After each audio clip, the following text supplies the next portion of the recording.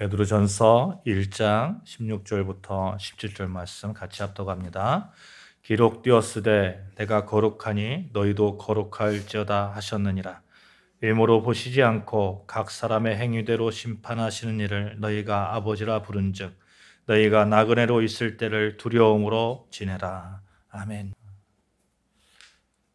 우리가 하나님의 은혜와 사랑 가운데 온전하고 진실된 믿음의 성장을 이루어 가시기를 주님의 이름으로 축복합니다. 아멘.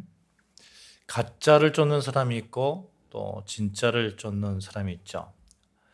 우리는 진리를 쫓는 사람들입니다. 결코 가짜를 쫓는 사람들이 아니죠.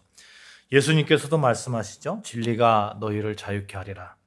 우리는 예수 그리스도를 주님으로 모시고 있는 사람들입니다. 그래서 우리는 진리 안에 서 있고 또 진리를 쫓는 그런 사람입니다. 우리는 진리 가운데 자유함을 얻게 되었고 또 그분의 장성한 분량으로까지 결국에는 완전하게 자라나고 그분이 변화산에서 변화되었던 그 모습처럼 우리는 또한 완벽하게 그렇게 찬란한 모습으로 변화될 것입니다. 지난주에 우리는 믿음의 성장을 위해서 하나님을 더욱 알아가자라는 말씀의 제목을 가지고 은혜를 나누었어요. 예수님께서는 우리에게 친구라고 말씀하셨죠. 그리고 아버지 하나님께 들은 것을 다 알게 해주겠다라고 약속해 주셨습니다. 친구에게 비밀이 없잖아요. 진정한 친구에게 비밀이 없으니까 예수님께서 우리를 완벽하게 완전하게 친구로 인정해 주시고 그래서 예수님께서 하나님의 모든 것을 우리에게 알게 해 주시겠다. 하나님께서 들은 것을 알게 해 주시겠다.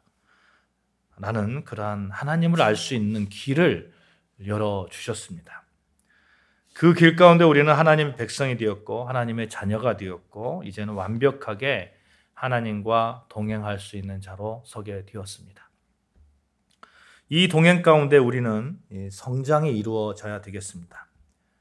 유유상종이라는 말이 있듯이 하나님을 좋아하는 자는 그래서 하나님과 동행하는 자는 하나님의 모습을 닮아갈 수밖에 없습니다. 친구끼리 이렇게 동행하다 보면 친구끼리 이렇게 사귀다 보면 친구 닮아가잖아요. 그러니까 우리가 하나님과 동행하다 보면 당연히 하나님을 닮아갈 수밖에 없는 거죠. 사랑하는 여러분, 우리는 하나님을 언제나 알아가서 예수 그리스도의 장성함까지 성장되어질 것입니다. 그 기간 동안에 결단코 헛것에 눈이 가려서는 안 되겠다. 가짜에 가려서는 안 되겠다. 가짜를 진짜처럼, 진짜를 가짜처럼 아는 그런 어리석음을 그렇게 가져서는 안 되겠다 하는 것이죠. 세상은 가짜를 위해서 살게 하는 경우가 얼마나 많은지 모릅니다. 진짜로 비춰지기 때문에 그렇죠. 가짜를 가짜로 알게 된다면 누가 가짜로 살겠습니까? 가짜를 진짜로 알게끔 하는 어떤 현상들이 일어나니까 그것을 보면서 저게 진짜인가 보다 하면서 살아가는 거죠. 예를 들면 돈도 그렇고 권력도 그렇고 지식도 그렇습니다. 이 모든 것들이 우리가 살아가는데 편리함을 제공합니다. 그래서 편리함을 제공한다고 해서 진짜라고 하는 진리라고 하는 것은 아니죠. 편리하며 지저분한 것도 많고 편리하지만 진리를 떠난 것도 얼마든지 있습니다. 보통 사람들이 편리하다고 여겨지는 것들 그것을 얻기 위해서 얼마나 많이 시기하고 질투하고 심지어 죽음까지도 서슴지 않습니까? 돈을 벌기 위해서 자기 생명을 내어놓는 거예요. 그런 경우도 우리가 보잖아요. 그거 얼마나 어리석은 것입니까? 그것은 진리가 아니죠. 진리는 생명인데 진리는 절대 변하지 않는 가치가 되어야 되는데 이것들은 하나같이 변하는 가치들입니다. 편리함이 있으면 행복할 것이라고 여기지만 그것도 한순간이라는 것이죠. 제가 부교육자로 있을 때 어느 분께서 20평대 아파트를 살다가 한 50평대 아파트로 이사 갔거든요. 근데 이사 가셨는데 처음에는 신방 가니까 운동장 같다고 막 그렇게 너무너무 좋아하시는 거예요. 근데 한 1, 2년 지나다 보니까 이제는 너무 좁다고 하시는 거예요. 여러분, 지금 편리함을 제공한다고 해서 그게 영원하지 않습니다. 완전한 행복을 가져다 주지 않는다는 거예요. 돈도 그렇죠. 돈이 많아서 많은 유산을 자식들에게 물려주면 그 자식들이 모두 행복할 것이라고 생각하지만, 그러나 막상 큰 유산을 물려주면 자식들이 어떻게 합니까? 형제의 난이 일어난다고 합니다. 형제의 난이.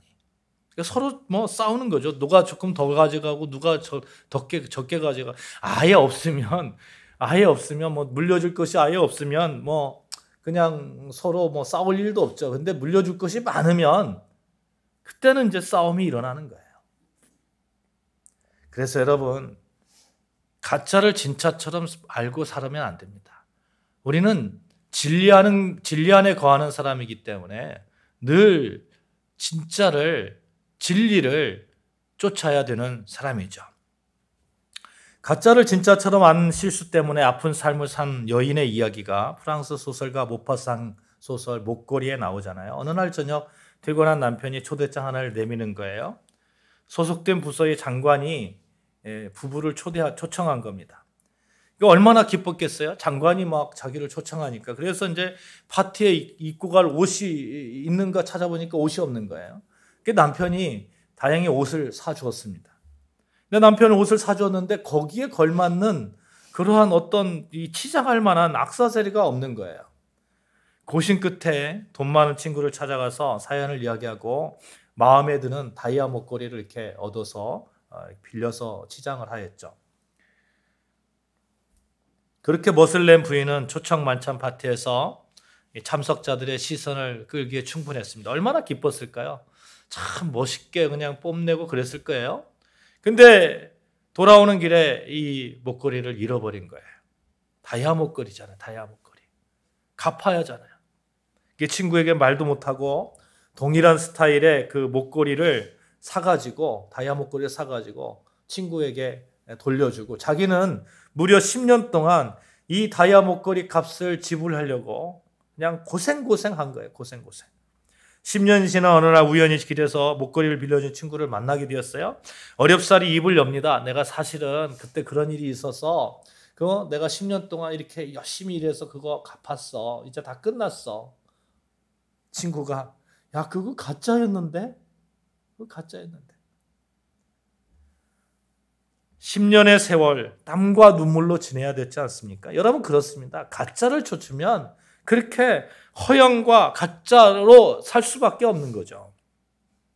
가짜 인생을 살 수 없습니다. 사랑하는 여러분, 우리는 이런 모파상의 여인과 같은 삶을 살 수가 없다는 거예요. 우리가 노력하는 것들은 언제나 가치가 있는 그런 노력이 되어야 됩니다.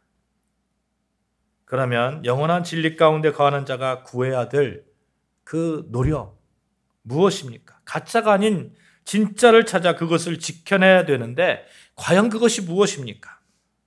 진리가 너희를 자유케 하라고 했는데, 우리는 진리 안에 거하고 있는데, 진리는 예수 그리스도인데, 그 예수 그리스도의 자유함을 누리면서 예수 그리스도의 장성한 분량까지 나아가는 그 노력, 그 진짜 노력이 무엇인가 하는 거예요. 그 노력은 하나님을 닮아가는 거룩함에 대한 노력입니다. 바로 이것이 거룩성의 회복이라는 거예요. 예수 믿는 사람들은 반드시 이 문제를 건너뛸 수가 없습니다. 왜냐하면 우리와 동행하시는 하나님이 거룩하시기 때문입니다. 거룩하신 하나님과 동행하는데 내가 하나님과 같이 이렇게 그 거룩함에 대한 가치를 인정하고 그것을 가지려고 하는 노력이 있어야 되지 않겠어요? 예수 그리스도의 장성한 분량까지 나아가려고 하는 그런 노력이 있어야 되지 않겠어요? 성삼위 하나님, 그분이 거룩하니 그 거룩하신 하나님을 닮아가야 되는 우리인데 어떻게 그러면 거룩함을 우리가 건너뛸 수가 있겠냐 하는 겁니다. 하나님께서도 말씀하시죠.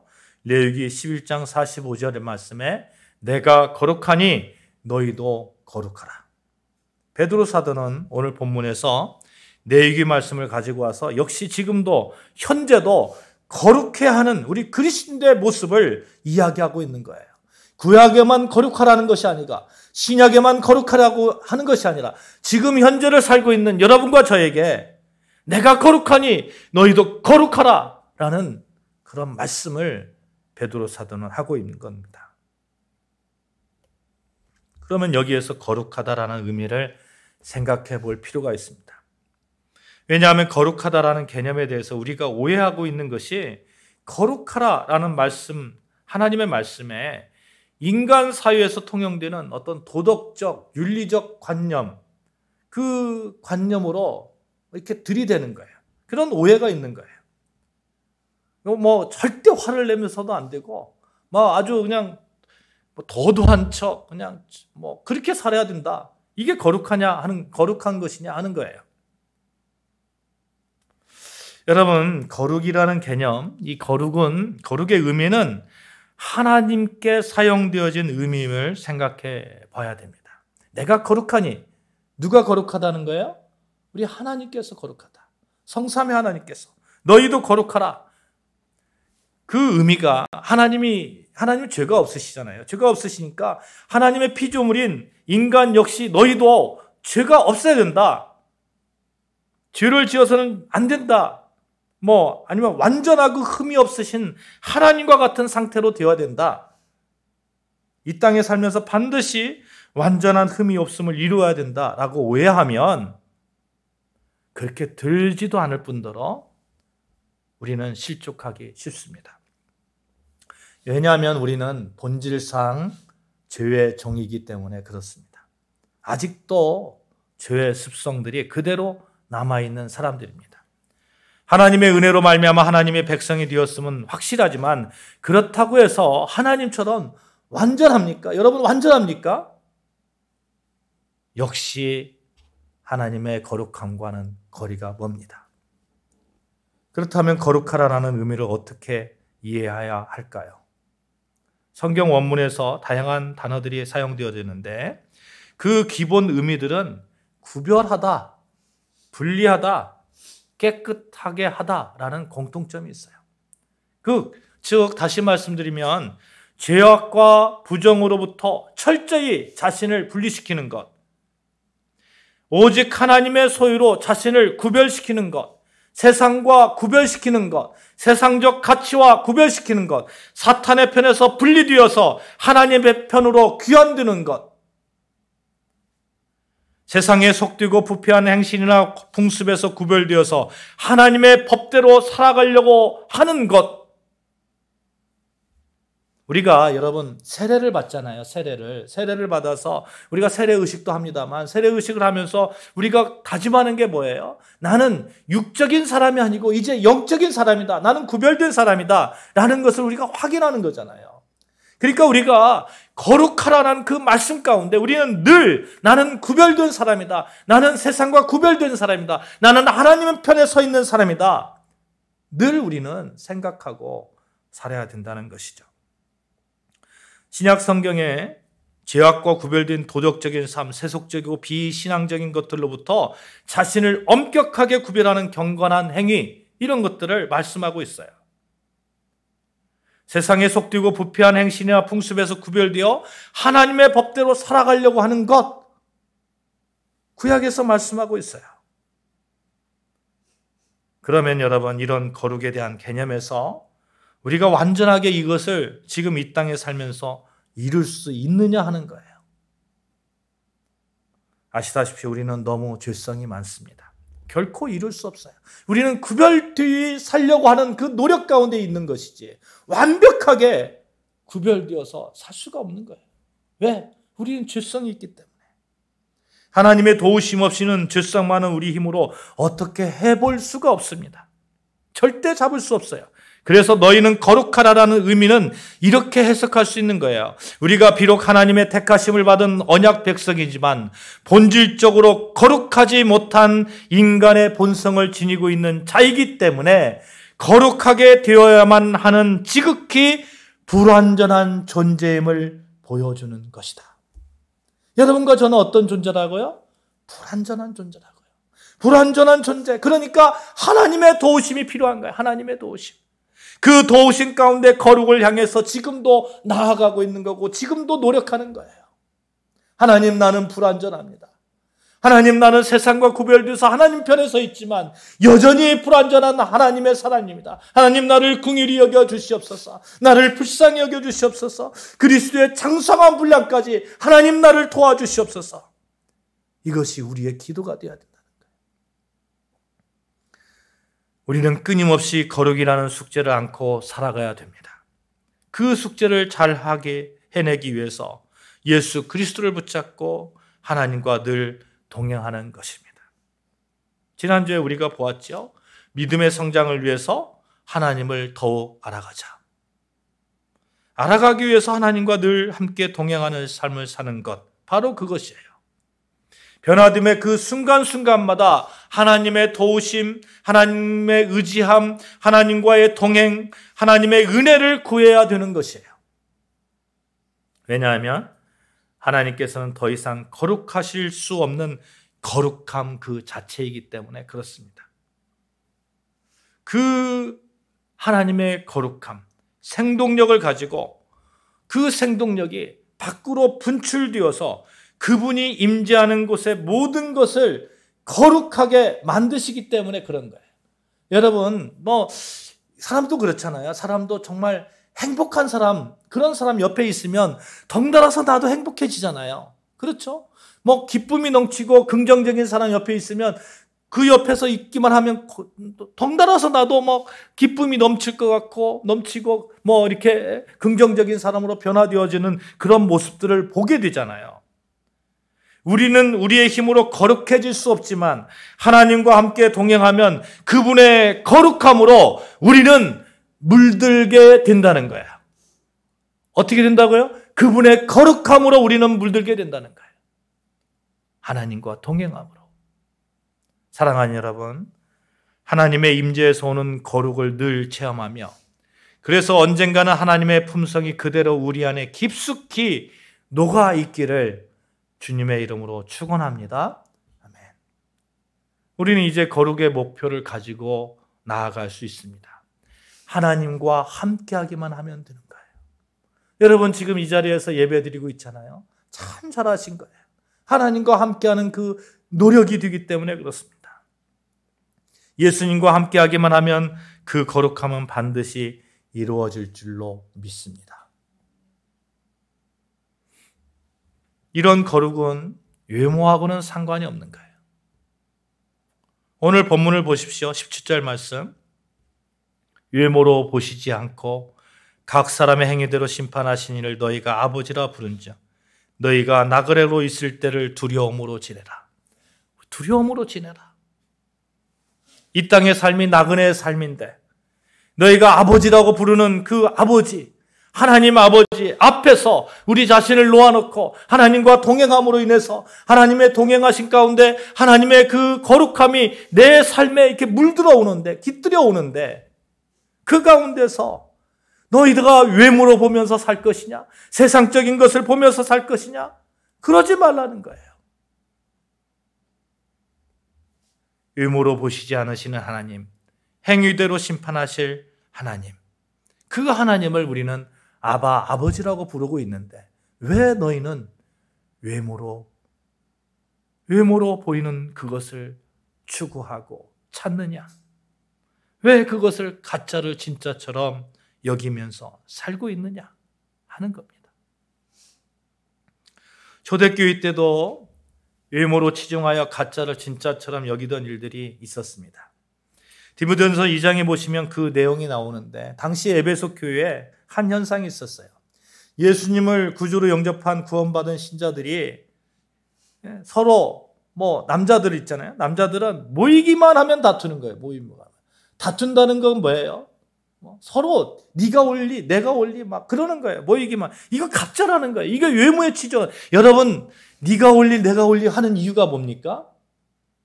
내가 좀 더 잘났다는 거 보여주려고 하는 거 아니에요?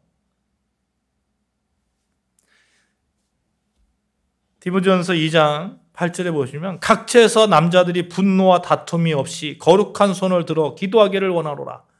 얼마나 사람들이 남자들이 모이면 분노와 다툼이 있으니까 그러지 말고 거룩한 손을 들어서 기도해라. 그 시간에 기도해라.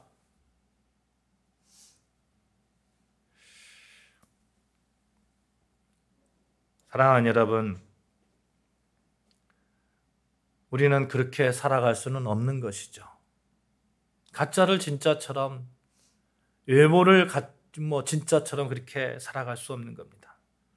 디모데전서 2장에 보면 여자들도 마찬가지였어요. 여자들도 2장 9절을 보면 또 이와 같이 여자들도 단정하게 옷을 입으며 소박함과 정절로서 자기를 단장하고 따은 머리와 금이나 진주나 값진 옷으로 하지 말고, 여러분 예배드리러 올 때에 단정한 옷을 입는 거 너무 당연한 거 아니에요?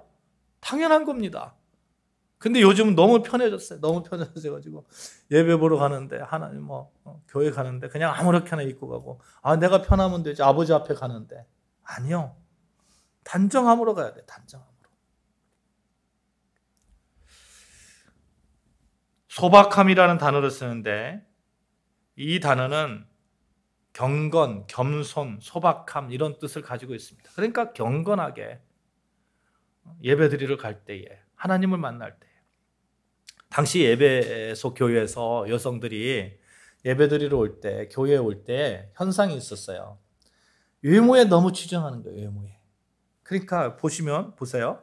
이와 같이 여자들도 단정하게 옷을 입으며, 단정하게 옷을 입지 않았다는 거잖아요. 소박하고 정절로서 자기를 단장하고, 그렇지 않았다는 거잖아요. 따은 머리와 금이나 진주나 값진 옷으로 하지 말고. 그러니까 외모에 굉장히 신경을 쓰는 거예요. 화려하고 값비싼 옷을 입고 교회당에 오면서 비싼 옷을 입고 왔다는 것은 굉장히 자랑스럽게 여겼습니다. 더군다나 따은 머리라는 것은요, 따은 머리, 여기서 성경에서 따은 머리라고 하는데, 바울 당시에 고급 매춘부들 있잖아요. 고급 매춘부들의 치장한 머리 모양을 연상시킨다는 거예요, 학자들이. 당시 매춘부들은 자신의 머리카락을 탑처럼 쌓아 올렸고, 그 따은 머리를 고정하기 위해서 값비싼 그런 비녀를 사용했다는 거예요. 제임스 헐리라는 사람 연구를 보면 당시 여자들은 종종 머리를 리본과 각종 장식으로 화려하게 꾸몄고, 매춘부들은 값비싼 오복에 금이나 진주 목걸이, 보석 등으로 온몸을 치장하고 남성들을 유혹했다. 교회 오면서 막 매춘부들이나 할 수 있는 그런 것들을 막 하고 오는 거예요. 그런 이러한 모습을 통해서 경건하지 못함을 연상되는 것은 너무나 당연한 거 아닙니까? 그래서 사도 바울은 여자들에게 권면하면서 이 외모에 너무 치중하지 말라. 외모에만 신경 쓰며 가짜에 집중하는 것을 철저하게 경계시키고 있는 겁니다. 이 가짜에서 진짜로, 거짓에서 진리로 옮겨가는 작업 가운데 바울은 강력하게 이렇게 얘기합니다. 세상의 유혹에 흔들리지 말고 거룩함에 거하라. 여러분, 우리가 외모에 막 이렇게 치중하는 이유가 뭡니까? 세상적 유혹입니다. 그렇죠? 사람들이 나를 어떻게 볼까? 특히 한국 사회는 이 관계 중심의 사회라고 하잖아요. 그러니까 말년이 가면 갈수록 외롭다는 거예요. 왜냐하면 관계 중심의 사회이니까 사람들과 이렇게 떨어져 있고 자기를 안 알아주고 이러면 너무 외롭다는 거예요. 어제 제가 결혼식 갔었거든요. 결혼식 갔었는데 사람들이 별로 없어요. 그러니까 제 마음속에 딱 드는 생각에 얼마나 외로울까? 이런 생각이 드는 거예요. 저도 역시 관계 중심의 생각을 갖고 있는 거예요. 여러분, 그러다 보니까 우리가 정말 외모에 너무 치중하는 거예요. 집은 없어도 요즘 뭐라 그러죠? 자동차는 어떤 거예요? 집은 없어도 자동차는 좋은 거 타고 다니는 거예요. 왜요? 남한테 보여주려고. 그래야만 사람들이 인정하니까. 그래서 디모데전서에 보면 15절에 그러나 여자들이 만일 정숙함으로써 믿음과 사랑과 거룩함에 거하면 그의 해산함의 구원을 얻으리라 말씀합니다. 여러분, 믿음과 사랑과 거룩함에 거하면, 외모에 치중하지 않고 가짜에 치중하지 않고 거룩함에 거하면 해산함으로 구원을 얻으리라. 여기서 해산함으로 구원을 얻는다고 하니까 문자적으로 아이를 낳음으로 구원을 얻는다 이런 뜻이 아니에요. 쉬운 성경이 이렇게 번역하고 있어요. 그러나 만일 여자들이 자신을 절제하며 믿음과 사랑과 거룩함 가운데 계속 살아간다면 자녀를 낳고 기르는 가운데 구원함을 받을 것이다. 이 말씀 이해하기 위해서 그 아담과 하와가 죄를 지었을 때를 기억할 필요가 있어요. 우리는 원칙적으로 원죄를 가지고 태어났습니다. 원죄를 가지고. 이러한 비극에서 탈출하는 방법이 여자의 후손을 통한 구원의 길이었다는 거예요. 여자의 후손을 통한. 창세기 3장 15절 말씀이죠. 창세기 3장 15절 말씀을 보면 하나님께서 여자의 후손으로 사단의 머리를 상하게 함으로써 구원을 이루실 것이라 약속하셨어요. 여자의 후손. 누구예요? 예수 그리스도. 예수 그리스도를 통해서, 동정녀 마리아를 통해서 성육식하신 예수 그리스도를 통해서 그 말씀이 성취되었어요. 그러니까 이제 문제는 바로 예수 그리스도를 믿음으로 구원을 얻어진다는 복음을 널리 전하며 견실한 믿음의 공동체를 나갈 수 있게 되었는데, 그 역할이 바로 여자들에게 주어졌다는 거예요. 여러분들은, 여성분 여러분들은 해산의 그런 그 은혜가 있는 거예요. 어떤 해산입니까? 복음을 전해서 예수 그리스도를 이 땅에 전파하는 그런 은혜가 있는 거예요. 여러분을 통해서 정말 수많은 그리스도인들이 넘쳐나시기를 주님의 이름으로 축복합니다. 마치 자녀를 낳듯이 그렇게 여러분을 통해서 예수 믿는 사람들이 그렇게 많아졌으면 좋겠어요. 사랑하는 여러분, 우리는 무엇보다도 거룩한 삶을 살려고 노력해야 됩니다. 이러한 자들을 하나님께서 기쁘시게 받으시기 때문에 그렇습니다. 심지어 디모데전서 3장에 보면요, 감독과 집사의 자격에 대해서 이 거룩함에 거하라 말씀하면서 이렇게 쭉 얘기하고 있어요. 책망할 것이 없고 한 아내의 남편이 되며 절제하며 신중하며 단정하며 나그네를 대접하며 가르치기를 잘하며 술을 즐기지 아니하며 구타하지 아니하며 오직 관용하며 말씀하고 있는 거예요. 사랑하는 여러분, 우리가 거룩함에 거하는 것, 외모로 보지 않고 또 거룩함을 하나님께서 요구하시는데, 우리가 가짜에 거하지 않고 진짜에 거하는 것, 진짜를 향해서 노력해서 예수 그리스도의 장성한 분량으로 나아가시는 여러분과 저 되어주시기를 주님의 이름으로 축복합니다. 아멘. 우리가 이제 거룩함에 거하면 선한 일을 사모해야 됩니다. 선한 양심이 우리 안에서 발현되어서 삶 가운데서 선한 일을 사모하고, 그래서 거룩함의 열매가 맺혀져야 됩니다. 그 길로 우리가 나아가야 됩니다. 20세기 기독교 복음주의 문화에 가장 큰 영향을 끼친 분들이 몇 분 계신데, 빌리 그리함 목사님도 계시고, 루이스라는 그런 목사님도 계시고, 셰퍼라는 목사님도 계시죠. 근데 이 셰퍼 박사님께서 말년에 암으로 6년 동안 투병 생활을 하셨어요. 그는 암과 혹독하게 싸우면서 아픈 몸을 이끌고 캠퍼스 사역을 했는데, 대학생들과 젊은이들에게 아주 피를 통하면서 이런 그 복음을 외치는 거예요. 여러분, 행복을 삶의 목표로 삼지 마십시오. 행복을 삶의 목표로 삼지 말라는 말 좀 이상하게 들릴 수 있습니다. 우리는 누구나 행복하기를 원하고 행복을 꿈꾸며 살아가기 때문에 그렇습니다. 근데 셰퍼 박사가 젊은이에게 말씀하는 이 행복을 인생의 목표로 살지 말라 하는 거예요. 인생의 목표로. 행복을 인생의 목표로 삼는 그 순간 자기의 행복을 위해서 어떻게 합니까? 죄도 범할 수 있는 거예요. 가짜를 진짜로 알고 살아갈 수 있는 거예요. 그러면 그리스도인들은 무엇을 인생의 목표로 삼고 살아야 됩니까? 따라해 봅시다. 예수 그리스도의 장성함. 시작. 예수 그리스도의 장성함. 그 거룩함을 목표로 삼아야 됩니다. 거룩이 먼저라는 거예요. 그러면 자연히 행복이 따라옵니다. 거룩은 예수님 안에서 하나님과 함께함으로 얻어지는 선물이 되기 때문에 그렇습니다. 하나님과 함께하는 삶, 하나님의 능력으로 살아가는 삶, 얼마나 멋진 삶입니까? 사랑하는 여러분, 하나님께서 우리에게 원하시는 것이 거룩함에 거하는 것이에요. 거한다는 말은 마치 물고기가 물속에 있는 것과 똑같은 거예요. 그런 얘기예요. 우리는 거룩하면 그 물속에서 살아가는 사람들이에요. 왜? 하나님과 같이 동행하니까. 하나님의 자녀니까. 베드로도 그렇고 바울 사도도 그렇고 이 거룩함에 힘써야 된다고 늘 얘기하면서, 그러기 위해서 우리는 의지적으로 하나님을 붙들고 하나님의 품성이 우리 안에 스며들게 해야 된다는 거야. 그래서 늘 말씀 보고 늘 기도하고 늘 교회를 사모하고 예배를 사모하고 하는 그런 작업들이 우리에게 있어야 된다는 겁니다. 해산함으로 구원을 얻는다고 그러는데, 여러분 아이를 낳을 때 얼마나 힘듭니까? 그런 고통, 그런 노력이 우리에게 있어야 됩니다. 거룩함을 향한 노력. 그 거룩함을 향한 노력은 철저하게 하나님의 곁에 내가 붙어 있으려고 하는 노력이 되는 거예요. 우리는 그렇게 할 수 있습니다.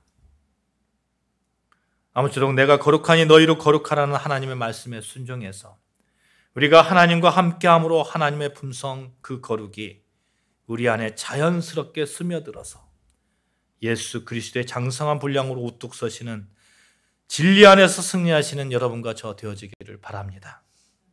거룩하다 일컬음을 받는 하나님의 백성, 하나님과 동행하는 자에게 주어지는 하나님의 선물입니다.